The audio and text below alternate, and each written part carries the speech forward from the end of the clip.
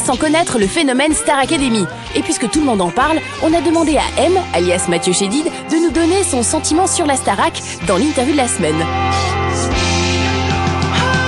On te dit quelque part, tu peux passer à la télé, chanter, peut-être faire des disques, etc., faire des concerts et a priori être connu.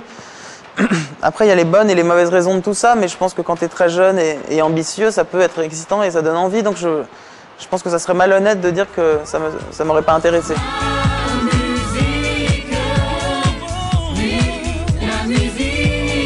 Le propos est plus d'être une star que d'être même un artiste. Enfin, on loupe l'étape essentielle entre les deux.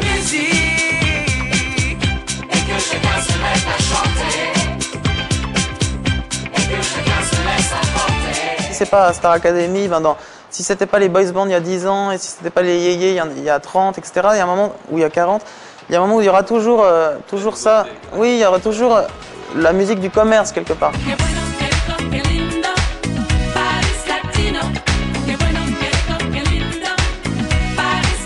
Je peux pas dire que je nie l'existence de ça parce que je peux te donner quelques prénoms de certains candidats.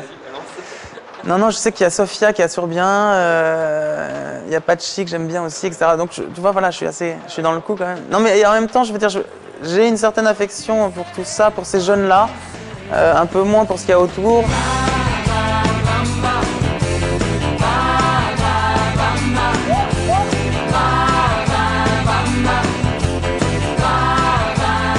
Il n'y a pas un moment où dans une journée tu parles pas de Star Academy, je veux dire, donc ça veut dire qu'à un moment, même ceux qui détestent ça le font exister aussi.